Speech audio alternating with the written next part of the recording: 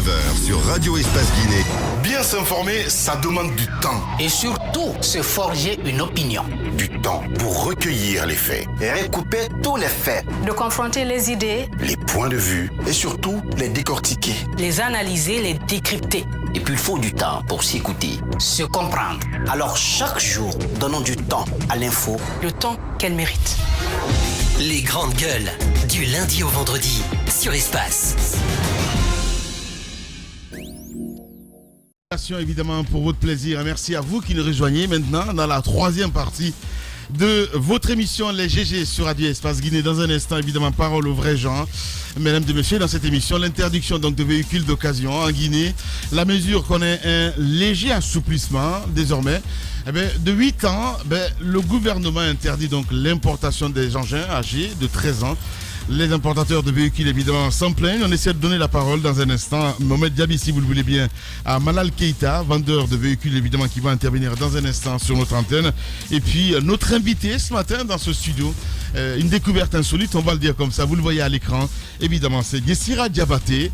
Elle est maîtresse menuisier. Donc, elle va s'exprimer dans un instant sur notre antenne, évidemment. La semaine, bougeons-nous sur Radio Espace, mais aussi sur Espace TV. Si Mohamed Diaby le veut bien, oui, nous allons repartir sur le terrain avec monsieur Malal Keita. Mamadou Malal Keita, bonjour.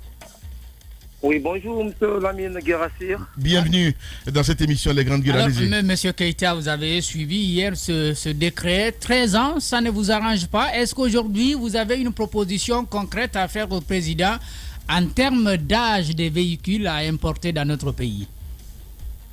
Oui, j'avais suivi le décret hier. En fait, c'est quelque chose que ça ne peut pas nous arranger parce que nous sommes dans une situation très difficile. Une situation par rapport à quoi, si on nous impose d'exporter les voitures de moins de 13 ans, et nous ne serons pas à la possession d'acheter certaines voitures parce que, y compris que pour acheter une voiture moins de 13 ans, c'est un peu cher. Et là, si le gouvernement peut prendre une autre mesure, faire des centres de contrôle technique pour certaines voitures, là, on peut s'en sortir avec. Mais dire que faire une interdiction moins de 13 ans, ça sera un peu difficile pour nous. Voilà. Parce que si vous imaginez, même si c'est en Europe, actuellement, il y a de ces voitures, moins de 30 ans et quelques qui roulent. Mais ça suffit seulement que ça passe en contrôle technique. Et si nous aussi, on ne fait pas ça, ça trouve que c'est un peu difficile. Vous avez vu, parce que le bas peuple est pauvre. On ne peut pas acheter une voiture de là de 100 millions et quelques faire ça en taxi. Si vous parlez d'une voiture de moins de 13 ans, pour l'acheter en Europe, il te faut aller vendre 4 000, 5 000 euros. Sans parler le transport et le dédouanement. Vous-même, vous avez vu l'inflation du monnaie guinéen. Pour avoir 100 euros, il te faut 1 220 000. On ne peut pas s'en sortir dans cette situation. Voilà. Ça risque même de faire beaucoup de personnes en chômage. Bien. Mamadou Malal Keita, allez-y Antoine Koroma. Oui, monsieur Keita, nous comprenons vos plaintes, mais il y a aussi ce souci qui a été évoqué dans l'émission, c'est ce souci lié à la pollution de l'atmosphère et tout ça, de l'air. Est-ce que vous y avez pensé un peu aux raisons qui poussent l'État à agir ainsi? Oui, on pense à cette pollution parce que si, par exemple, nous avons des centres techniques pour le contrôle technique des voitures, ça va diminuer aussi la pollution. Est-ce que vous voyez? Mais même si on fait des centres techniques ici, là, on peut contrôler. Et ensuite aussi, prenez un exemple, je vous donne un exemple. L'État guinéen nous importe des carburants, au fait, qui ne sont pas en bonne qualité. Si vous achetez aussi des gasoils qui sont en Guinée ici, vous mettez dans votre voiture, même si une voiture âgée moins de 53 ans, ça peut faire de la pollution. Là, le problème.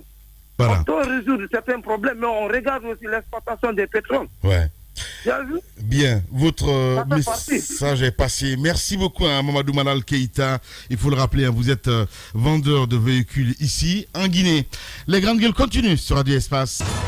Toute la semaine, les GG se mettent à l'heure des hommes et des femmes qui, partis de rien, relèvent le défi et gagnent cette aventure humaine. Les sujets spontanés qui vous intéressent nous interpellent.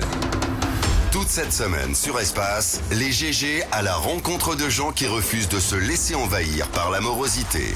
Entre 9h et 11h, suivez un show unique en Guinée. Bougeons-nous. Les GG, le talk show qui bouscule l'actualité. Tous les matins également, évidemment, sur Espace TV. Vous êtes très nombreux d'ailleurs à nous suivre de ce côté. Dans un instant, nous allons nous intéresser à notre invité. Reportage à suivre, grand format évidemment, parce que la semaine est consacrée d'ailleurs, il faut le rappeler, aux vrais gens. Oui, la Guinée qui bouge, bougeons-nous. C'est le concept en tout cas de cette émission cette semaine. Quelques réactions à Ahmed Kourouma avant de partir avec vous, mon cher ami. Cette réaction de Ahmad So sur Twitter. On ne peut pas quitter le rez-de-chaussée et aller directement au 5e étage sans passer donc par les autres étages. C'est bien de vouloir nous doter des véhicules de qualité, mais il faut aller mollo, comme l'a dit Moussa Moïsila, hashtag Espace GG. Sewo Diallo qui nous écrit également sur Twitter, la question climatique doit être une priorité, mais ce n'est pas pas la manière du gouvernement évidemment guinéen qu'il faille s'y prendre. Mais ce n'est pas l'âge le problème, mais l'entretien. Une voiture de 5 ans non entretenue peut être dangereuse évidemment qu'une de 20 ans moins soignée. Hashtag Espace GG. Allez, on reste avec Dibril Souma qui nous écrit: bonjour les GG, je me demande si l'État guinéen réfléchit sur les conditions de vie des Guinéens avant de prendre certaines décisions et pose la question. Merci Dibril.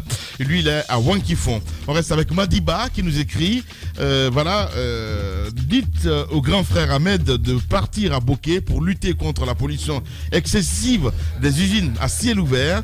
Ce sont vraiment nos pauvres voitures qui vont tuer l'humanité. Il pose la question. Voilà, c'est Madiba qui nous envoie ce message. On y va avec Yemberin qui nous écrit également: dites Ahmed Kourouma, comment pourrons-nous être en norme alors quand même pas un centre de vie. Voilà, il parle des centres pour contrôler les voitures, donc c'est un peu ça. JR Prince qui nous écrit: bonjour Lamine, bonjour à toute l'équipe, dites au gouvernement qu'on a assez des interdictions. Voilà, donc lui il en a assez. Allez mon cher Ahmed, avant de continuer l'émission avec notre invité ce matin. Alors juste rapidement, je voudrais, parce que c'est à se demander qui est le bourgeois dans cette pièce. Vous voulez des belles routes, vous voulez des belles voitures.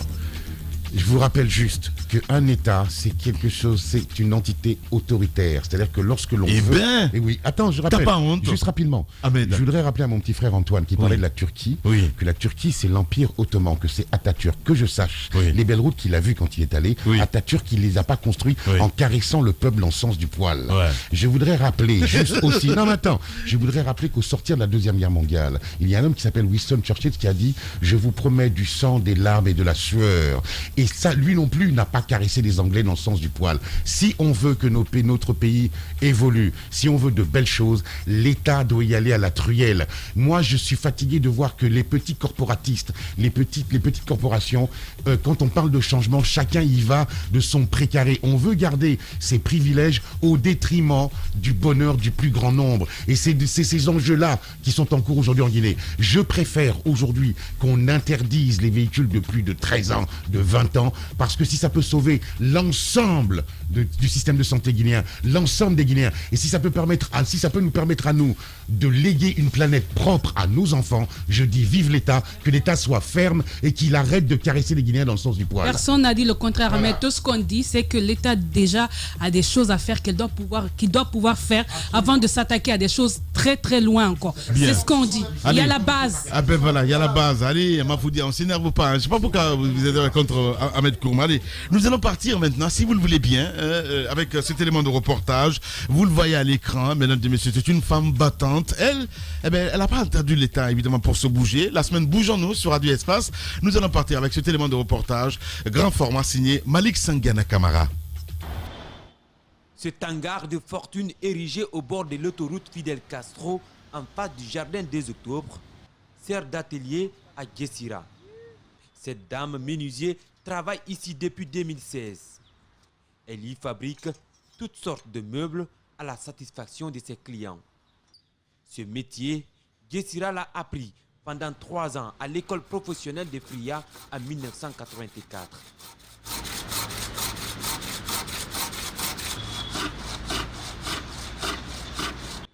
Passionné de la menuiserie, les moqueries de ses amis qui ont décroché le baccalauréat ne l'ont pas empêché d'exercer son métier sans complaisance.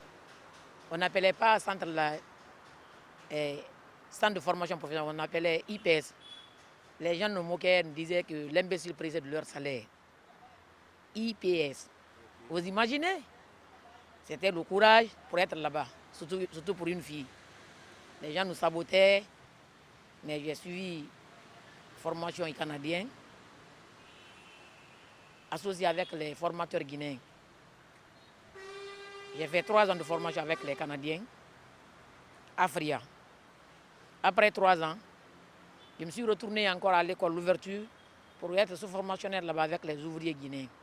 Avec des outils de travail rudimentaires tels que la scie, le rabot, le marteau, la cinquantaine fournit assez d'efforts pour donner la forme souhaitée au bois, sa matière première. Tout se passe manuellement jusqu'à la finalisation du meuble. À l'intérieur de l'atelier sont arrangés, certains déjà prêts à être livrés aux propriétaires. Non loin, des planches superposées qui attendent cette chef d'atelier. C'est mon destin qui m'a suivi jusqu'aujourd'hui. Donc je n'ai pas de regrets. Pour être menuisière, je fais tout ce qui concerne la maison. Je vais commencer d'abord la fondation d'étage, c'est qu'on dit le coffrail. On monte avec les maçons. À l'époque, je faisais la toiture. Charpente, oui. Mais depuis 2012, je suis hypertendu. Ils m'ont dit à la cardiologie de ne pas monter mais à partir de 2,30 m. Donc je ne monte plus maintenant. À part de ça, je peux faire. Tout ce que l'homme fait faire à la menuiserie, je peux le faire. Il n'y a pas de sous-métier, dit-on. La menuiserie, Guessira dit être fière de l'exercer. Son objectif est d'encourager des jeunes filles à embrasser ce métier et devenir autonomes sans attendre l'État pour être employées. À la question de savoir si elle a une fois bénéficié de l'accompagnement du gouvernement étant l'une des rares femmes à pratiquer ce métier, sa réponse ne tarde pas. Non, alors là, je n'ai pas bénéficié d'abord. Mais je remercie le bon Dieu. Je suis venu à Conakry en 2012 en tant que veuve. Je n'ai ni père, ni mère, ni un frère qui peut m'aider dans ce métier-là, ni un mari. Mon mari est décédé dans leur grève. J'ai laissé ma famille là-bas. Tout le monde connaissait une femme menuisier. Je ne voulais pas reprendre ma vie dans la rue, ni dans les hôtels. Ce que j'ai fait, je suis fier de ça. Je suis venu à Conakry après fin de veuvage. Je me suis battu. Je me suis battu avec l'excellence Albert Damantan Camara. Je me suis battu. Il m'a aidé. Il m'a aidé. Première position, il a pris un magasin à son frère. Mon père là-bas 900 000 francs par mois. Il a payé 1 an. Là où il est comme ça, que Dieu le protège, que Dieu le dirige dans le bon chemin. Il est le seul.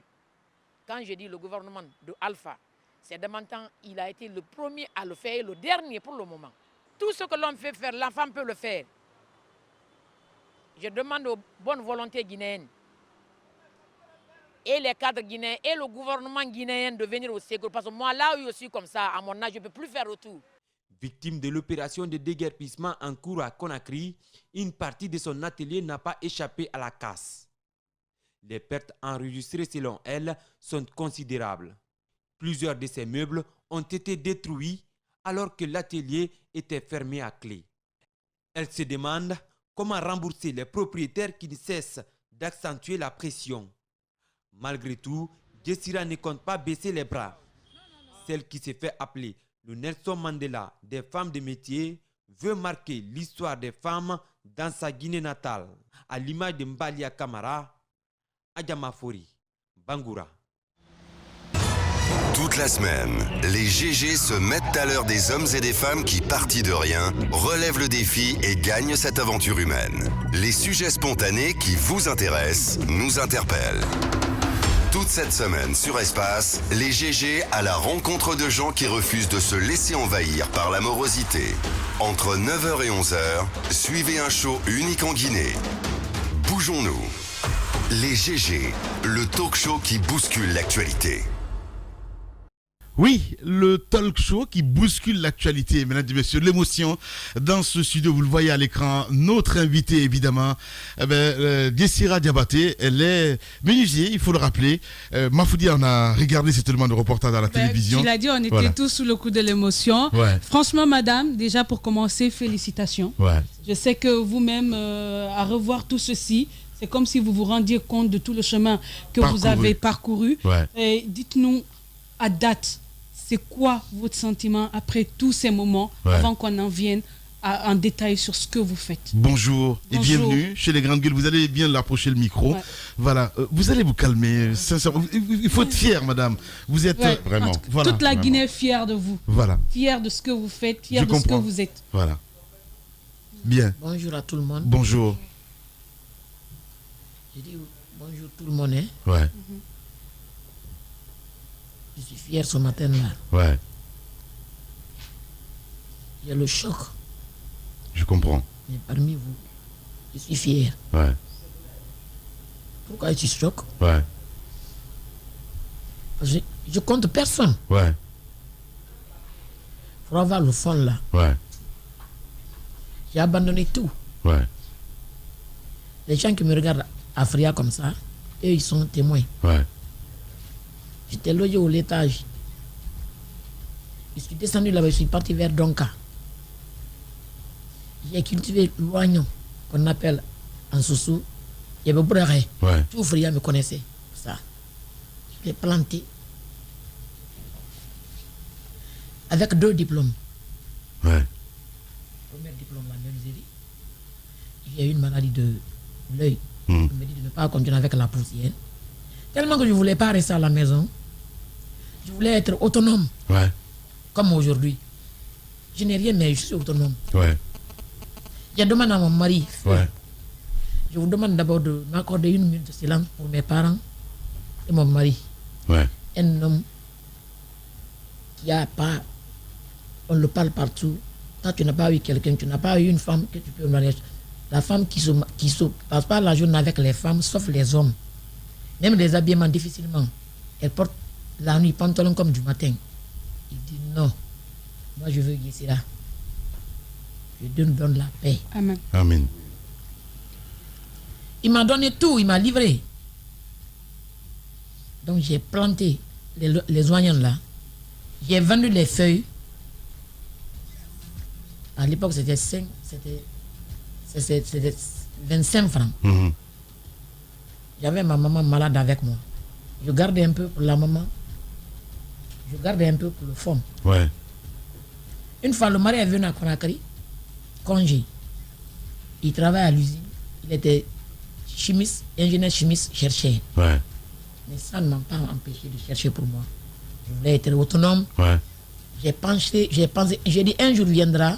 Comme aujourd'hui, il ne vit plus. Je suis avec mes enfants. Votre mari a décidé en quelle année? 2012, dans leur grève. D'accord, pendant la grève. Pendant la grève. Quand vous grève est déclenché le 4, il est décédé le 25. Il n'a pas pu supporter. Ouais. Quand vous parlez de fonds, il s'agit bien de l'argent qui vous a permis d'acheter le matériel. Parce que vous aviez le diplôme, mais vous ne pouviez pas exercer. Voilà. Et comment vous êtes comment vous avez démarré de Fria finalement pour venir vous installer ici à Conakry? Quand le mari est décédé, avant qu'il rende l'âme, il y avait un atelier à Fria, au bord de la route, gare routière. Quand il est décédé, je suis venu à Conakry, ses parents se trouvent à Conakry. Ouais. J'ai fait le levage, j'ai fait le levage. Une fois là, Elhadji Bakar Fofana, notre président national de l'artisanat, m'a appelé FENAG. Il dit, Madame Kama, on a besoin de vous ici. J'ai dit, moi je suis en deuil, j'ai perdu mon mari. Il dit, Bokeh ne m'a pas signalé. Je fais pas dans leur bureau là-bas. Il dit, ni Fria, ni Bokeh. Il a appelé, ils ont formé la délégation ministérielle pour aller me chercher à Kaporo. Ouais. Mais en allant encore, avec papier de mission, pour aller représenter les braves femmes guinéens, africains et guinéens au Dabola. Mais lui, il ne savait pas que je suis veuve. Il est parti à Kaporo, il a présenté ses condoléances. Il a mis l'enveloppe là-bas. Il a demandé encore ma main d'aller à Dabola. Mes parents disent, jamais. Bien. Il n'a même pas 2 mois d'abord. Il dit, il faut qu'il aille, parce que le nom de Madame Guessra, Madame Kamala Guessra Diabaté, il n'y en a pas une femme, une deuxième femme guinéenne qui a fait la menuiserie, il faut qu'elle aille. Justement. Alors, dans ce combat à être, comme vous l'avez dit, autonome, votre mari était vivant. Est-ce qu'il vous a soutenu? Comment, j'imagine, parce que vous avez dit tout de suite que les ondits à côté disaient non, mais vous épousez une femme qui ne passe son temps qu'avec les hommes. Comment c'était au foyer avec monsieur Camara? Sincèrement, je n'ai pas eu de problème avec lui. D'accord. C'était un homme intellectuel, Ouais. sage. Est-ce qu'il vous a soutenu à l'époque? Soutenu. Ouais. Premièrement, d'abord parce qu'il m'a libéré. Il me donne la liberté. Ouais. Wow. Ce que j'ai essayé de faire. Ouais. Ça, c'est beaucoup. Ouais. Alors, la question est importante parce qu'on sait qu'il y a beaucoup de femmes qui ont des rêves, mais pour certains métiers dits métiers d'hommes, c'est vrai que ça devient compliqué en famille. Tantôt, c'est la pression des beaux-parents, c'est le mari même qui n'aimerait pas voir sa famille comme ça. Est-ce que vous, personnellement, comment est-ce que vous avez dû lutter pour pouvoir vous maintenir? Bien, nous sommes en direct parce qu'il y a son téléphone qui sonne dans tous les sens, voilà, il n'y a pas de problème. Comment vous avez fait? Voilà. Dans ce cas, je n'ai pas eu de problème. D'accord. Donc vous avez été soutenu par votre mari. Allez-y, Daouda Mohamed. Vous avez des enfants. Comment aujourd'hui, quelle perception vos enfants ont aujourd'hui de ce que vous faites? Mes enfants, j'ai une mère de 4 enfants. Ouais. 2 filles, 2 garçons. Les 2 premiers ont fini. Ouais. Mais ils n'ont pas voulu faire la menuiserie. Ok. Il y a une fille et un garçon. Ils me disaient de chaque fois, maman, ça c'est dur. Ouais, ça c'est dur. C'est pénible, ouais. Si tu n'étudies pas à l'école, tu vas te faire descendre des ans là. Chaque vacances, ils sont là-bas. Quand ils frottent, ils disent, maman, ça c'est dur. Bien. Donc ça les met en demeure d'étudier vite. Ouais. Ouais. Madame, d'où vous vient? Alors moi je suis fasciné là, vraiment, bravo, félicitations, j'ai la bouche ouverte. D'où vous vient cet amour du bois, du travail bien fait? J'étais à l'école, je faisais l'expérimental. Je faisais l'expérimental parce que l'expérimental, il y a un peu de bois. Ouais. Mais je voulais être médecin. Mon rêve, c'était ça. Ils ont venu demander dans les classes qui veut partir à l'IPS. À l'époque, il n'y a pas de concours. On vous demande. Je l'ai eu ma main. On m'a envoyé là-bas. Je suis parti. J'avais l'intention de faire la chaudronnerie.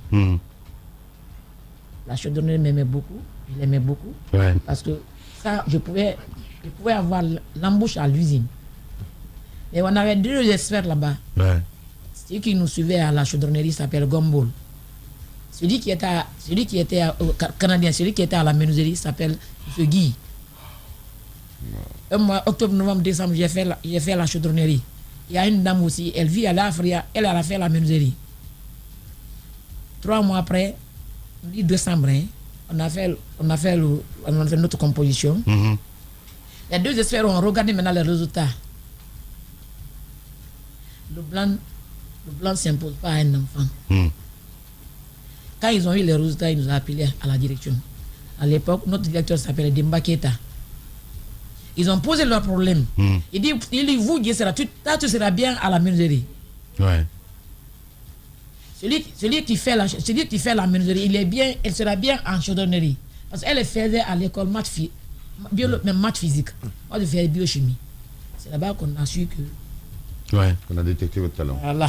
On a fait le changement. Dès qu'on a fait le changement, Mabinte est venu, il s'appelle Mabinte Cheikh Kita. Mabinte est venu à la chaudronnerie, je suis venu à la menuiserie. Janvier, février, mars, composition encore. Mabinte a été première, j'ai été première.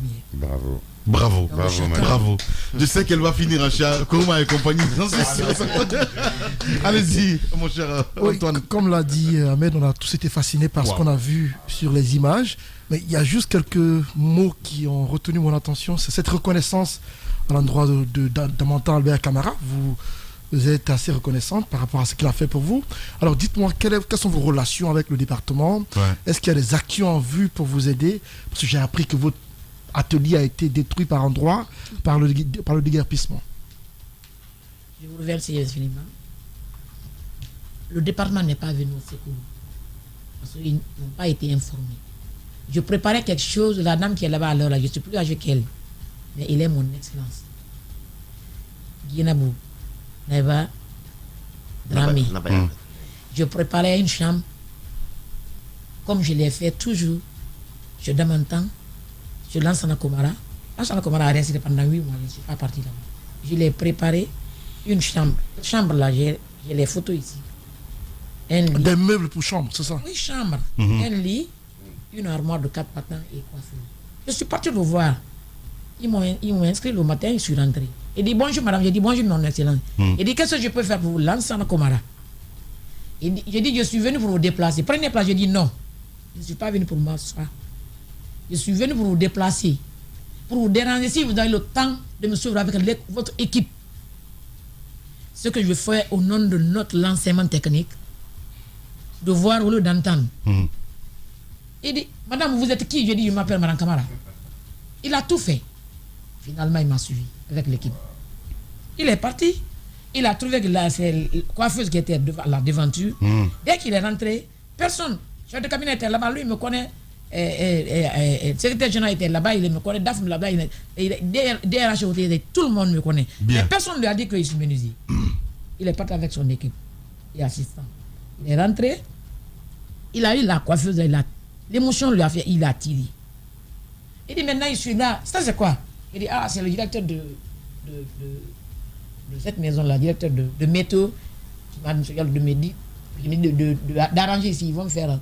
Bien. On va faire la donc, peinture. en clair, en fait, le département n'a pas été informé à temps. Donc, lui, il a fait le mieux. Bien. On est La dame là n'est pas été informée. Donc c'est vos surprises au ministre qui l'a poussé à vous aider, Damantan à l'époque. Vous lui avez fait un cadeau d'une chambre. Non, c'est pas Damantan. Je parle maintenant de l'ancien accord. Damantan, lui, il a été tout pour moi. Grâce à lui, j'ai eu le courage de Mensala à Conakry. Damantan, lui, il est mon papa, mon oncle, mon mari. Alors, mon fils. Alors, dites-nous, vous employez aujourd'hui combien de personnes et comment vous évaluez vos revenus? Est-ce que ça vous commence à vous permettre de faire face aux besoins de la famille et en même temps, comment vous vous projetez dans les 5-10 prochaines années en Guinée? Là où je suis comme ça aujourd'hui, si je vous dis que j'ai quelques équipes qui peuvent me représenter, je vais dire non. Pourquoi? J'avais commencé à recruter les jeunes hommes, parce que les filles refusent de faire. Ceux qui sont en 7e, 8e, 9e, 10e, venez à l'atelier faire quelque chose. Vous quittez à l'école, vous venez à l'atelier. Si ça ne va pas à l'école, vous allez continuer dans les écoles professionnelles. Parce que moi, j'ai l'intérêt, je connais l'importance de ce métier. Les enfants là sont venus. Je dispensais des cours. Tous les jours, j'ai 1h30, 2 heures de cours, théoriquement. Après 2 heures, on continue sur la pratique. Mais avec ça, là, ce qui s'est passé ici comme ça, je les ai dit de rester à la maison. Personne ne vient là-bas. Quand ils sont partis, ils m'ont trouvé là-bas hier seul. Je préparais moi seul, je préparais quel cadre là, pour les portes. J'ai préparé ça. Donc j'ai dit à les enfants d'arrêter parce que je n'ai pas d'espoir maintenant. Mais quand je me couche à la maison le matin, j'ai dit il faut que j'aille. Ce que j'ai commencé, il faut que je termine. J'aurai jusqu'au bout. Bien. Félicitations en tout cas. Merci beaucoup d'être passé. S'il te plaît. Vas-y. Alors, il y a 2 choses dans votre formidable témoignage. D'abord, vous faites partie des Guinéens qui se battent, qui ne se plaignent pas. Justement. Voilà. Et deuxièmement, vraiment de la semaine, c'est extraordinaire. Merci pour votre témoignage. Et puis, alors, la dernière chose, je voudrais faire un appel. On va commander des meubles en Chine ou je ne sais où, alors qu'on a des talents, presque des génies ici, que les ministères, que les choses en construction, qu'on exige que cette dame construisent des meubles pour les ministères, pour les administrations, etc. C'est important qu'on aide cette main-d'œuvre locale qui a du talent. Bien, madame, bravo, vraiment, vous nous avez... comme on dit en français, vous m'en avez bouché un coin ce matin. Voilà.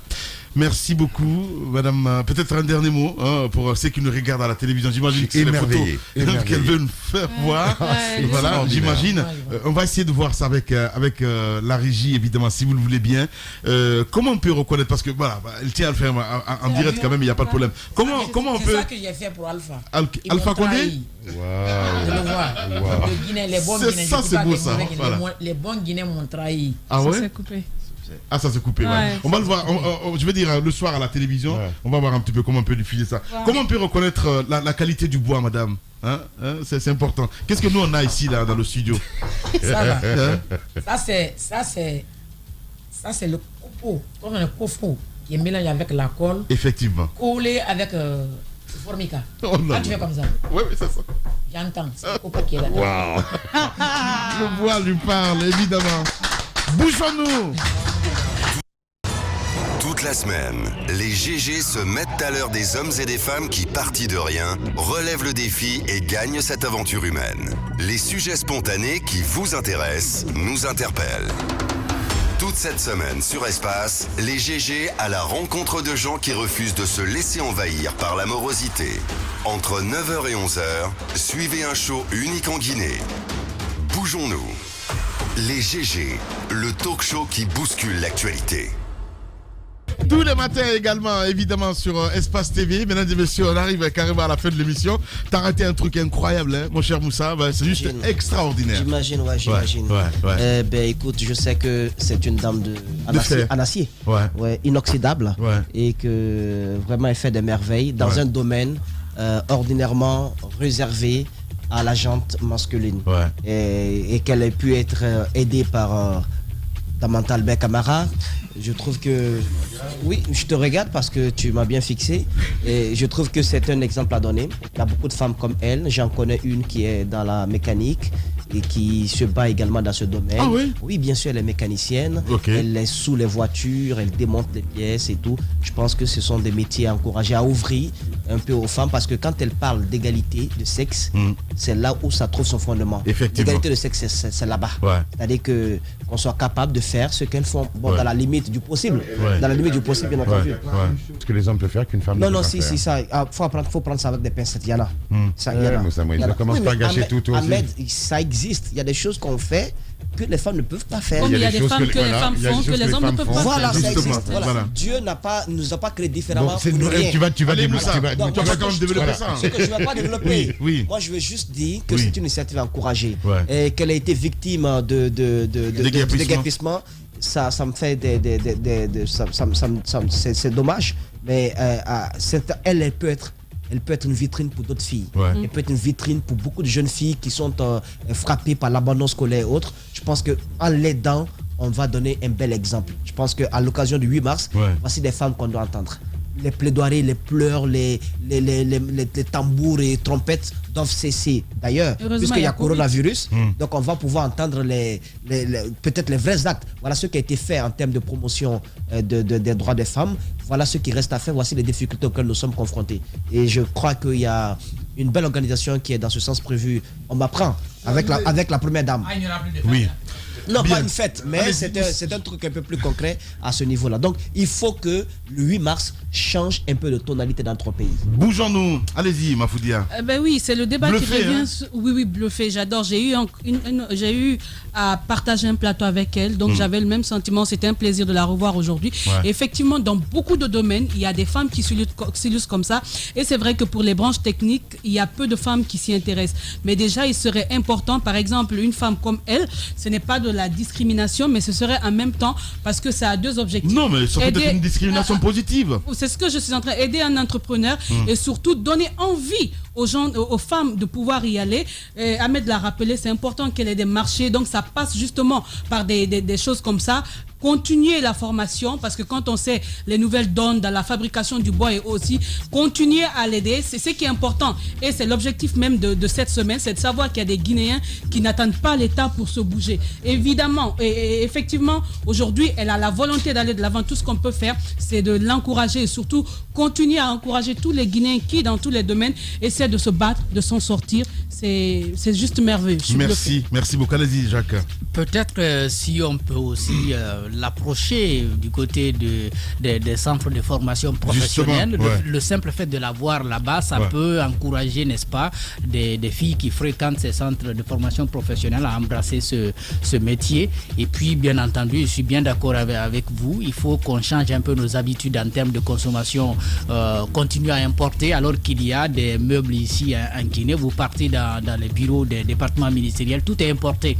Et c'est là-bas on devrait donner le ton. Si on vient par exemple prendre des meubles à Bonfi là-bas où on fait du bon travail aussi, je crois, ça peut encourager ceux qui sont à la maison à aussi continuer comme ça. Mais aujourd'hui, tout le monde veut des meubles importés et c'est au détriment vraiment de ces corps de métier là. Voilà. Allez-y, mon cher Daouda. Oui, il faut rendre hommage à son mari, paix à son âme, qui est décédé parce que... Qu'il a accepté. Oui, qu'il a accepté. Ouais. Parce que là, il faut être un camarade pour accepter que sa femme fasse ce qu'elle veut. Et paix à l'âme. Paix à l'âme, paix à l'âme de mon frère Camara. Oui. Et aujourd'hui, comme les autres ont dit d'ailleurs, il faut qu'elle soit à un niveau qui attire l'attention. Qu'elle ne soit pas seule dans son atelier, qu'elle soit à un niveau qu'on sache qu'il y a une femme qui est menuisier, qui a fait de ça son métier et qui fait du bon travail. Ça peut inciter d'autres à venir. Je regardais un reportage la dernière fois sur une télévision burkinabé où j'ai vu des jeunes filles qui se sentent à l'aise en étant chaudronnières, en étant génie civil, qui sont avec des haches et autres en train de travailler. Mais ici, on a l'impression que ce sont des métiers qui sont réservés exclusivement aux hommes. Et là, il ne faut pas oublier aussi qu'on veut coûte que coûte avoir l'argent facile. Donc, difficile d'aller dans les métiers comme la menuiserie, la maçonnerie et autres. Voilà, allez-y, mon cher Ahmed. D'abord, Lamine, bravo, franchement, bougeons-nous, c'est une super belle rubrique. Alors, c'est lui. Ben Jacques, mais Jacques Léoaleno. Mais Jacques est intelligent, ça se voit. C'est l'artisan. Non, Jacques, respect. Sérieusement, contrairement à certains, tu penses et tu réfléchis. Bravo. Tu n'es pas le démoiselle quand même, là. J'ai fini. Non, pour être plus sérieux. Non, je taquine. Mais pour être plus sérieux, j'étais fasciné par cette dame. Ouais. Si vous avez remarqué, ses mains, c'est des mains de travailleuse. De quelqu'un qui a bossé toute sa vie. Et le matériel qu'elle utilise, c'est un matériel noble. Le bois, il n'y a pas plus noble que le bois. Donc effectivement, il faut l'aider à transmettre son savoir, parce que c'est un savoir qui ne doit pas se perdre. Ouais. Et puis, il faut que... Alors, pour le coup, on va faire appel aux nantis, aux bourgeois qui servent quand même à quelque chose, et à l'État, pour lui passer commande, parce que... Ah non, mais moi, j'ai honte. Je vais te dire, elle habite à côté de chez moi. Je l'ai jamais vue. J'ai honte. En fait, il n'a pas fait attention. Voilà, j'ai pas fait attention, c'est vrai. Bon, je vais y passer, direct. J'y passe après l'émission. Voilà. Donc voilà, bravo à cette dame. Merci beaucoup. Allez, Oui, je crois qu'il y a Antoine qui voudrait placer un mot. Excuse-moi. Non, c'est pas grave. Pardon, excuse-moi. Comme d'habitude. Je parle de... Allez-y. On l'a dit, l'émotion, on l'a tous eu dans ce studio. Ouais. Et ce qui me fascine juste et qui me choque à la fois, c'est le fait qu'elle soit obligée de faire des meubles pour des ministres pour se faire remarquer. Je suis d'accord. Parce que pour moi, elle aurait dû être remarquée à travers des enquêtes menées ou même des inspections sur le terrain, parce que le département n'est pas si vaste que ça. Du tout. On peut, pour une femme qui fait ce type de métier, on peut diligenter une sorte d'inspection pour voir quelles sont ces dames qui se démarquent des autres à travers ce type de métier. Mais il lui a fallu aller prendre rendez-vous auprès du ministre, le prendre dans son bureau pour lui faire voir ses œuvres. Pour moi, le département peut mettre en place des stratégies afin de pouvoir récompenser les plus méritants. De là, je veux clore par un exemple. Vous avez à Yimbaya là un artiste, un artisan qui fait des statues à l'image d'éléphants et autres ânes. Lorsque vous y passez, ces images sont là. Tout le monde voit, mais personne n'en fait cas. Bien. Ce monsieur, un mois de Tu l'as fait ce matin, Antoine. Il avait proposé à ce que, au niveau des carrefours, qu'on les mette là pour une sorte de promotion et autres. Mais les mairies et autres gouvernorats de Conakry sont là, mais personne ne fait cas de ce monsieur qui, pour moi, fait un travail formidable. Ce sont des gens comme ça qu'il faut valoriser. Mais malheureusement, chez nous, on refuse de faire la promotion de l'excellence. Merci. On préfère faire dans la démagogie et c'est dommage. Merci beaucoup. Oui, je vais terminer par ça parce qu'on nous reproche souvent de ne parler que du train qui n'arrive pas à l'heure. La dernière fois, nous avons poussé un coup de gueule ici par rapport à la fréquence qui subissait une interférence. Il y a eu donc des démarches du côté de la RPT. Un voyage a été effectué du côté de Freetown pour obtenir l'accord de la radio qui interférait sur notre fréquence et l'accord a été obtenu aujourd'hui et l'interférence est presque vaincue. Donc bravo à la RPT. Voilà, bravo à Mami Diaby et au directeur général, à toute l'équipe, de Radiocom. Jusqu'au ministre des Télécommunications. Voilà. Alors, Saïd le Moïse Koulibaly. Ce que je veux rajouter, Lamine, le train qui n'arrive pas à l'heure, justement, puisque nous sommes, j'imagine, à la fin de l'émission. C'est cela. Alors, moi, je veux juste dire, j'ai vu une photo des messieurs. J'ai pas pour habitude de mettre sur la place publique ceux qui font dans la vulgarité. dans l'obscénité, dans la trivialité. Mais ce cas-là est un cas signalé. Vous savez, le doyen Amadou Djolde, il est en tôle aujourd'hui pour avoir fait offense au chef de l'État. C'est l'institution qui est protégée. Ce n'est pas la personne du président Alpha Condé, je suis d'accord. Les débats ethniques, en mettant une ethnie sur le gris de l'actualité tout le temps, j'en suis contre. Mais je dis, lorsqu'on se bat contre tous ceux qui font de l'insulte publique, il faut prendre des sanctions qui soient impersonnelles. Il ne faut pas cibler une personne. Le doyen Amadou Djolde, sa place aujourd'hui, c'est auprès du président Alpha Condé, en train de prendre une photo, un selfie, comme ce monsieur dont je veux parler, Oumar Oulada Soare, qui est un insulteur de grande marque. C'est-à-dire il est d'une notoriété dans ce domaine inégalée. Ce monsieur, prendre une photo avec le président de tous les Guinéens est pour moi la plus grave des insultes qu'on puisse nous faire. Merci. Il a été de ceux-là qui ont menacé même des ministres en fonction à l'époque, Gassama Diaby notamment, parce qu'il avait, Gassama, une démarche plus républicaine que certains. Il a été jusqu'à l'insulter, le menacer de mort. Qu'une telle personne puisse mettre pied à ses couturiers, notre palais commun, prendre une photo avec le premier des Guinéens, c'est la plus grande des insultes, monsieur le président. Vous devez recevoir de ce pas Amadou Djolde Diallo, qu'il sorte de prison, il doit prendre une photo avec vous. Dire tout ce qu'on pense tout bas, c'est ça aussi les GG. Allez, grand merci à vous tous à l'international, grand merci à Jacques Léo Aleno évidemment, à toute l'équipe si vous le voulez bien. Dans un instant sur Radio Espace, c'est lui, Jacques Léo, que vous allez retrouver évidemment avec Espace Première, sur Espace TV, la Miss Eben évidemment, Aïcha Sané vous attend là pour le 20h, oui la rediffusion évidemment. Merci à Kabine Kondé à la régie, à Malice Silla, à Alassane Diallo l'homme de nuit, Mafata Sano, grand merci à Lamine Sidibé, évidemment, le très discret Lamine Sidibé, à toute l'équipe de ce côté. Demain, on se retrouve pour nos aventures. Prenez soin de vous, qu'Allah bénisse notre pays, la Guinée. Au revoir, à demain.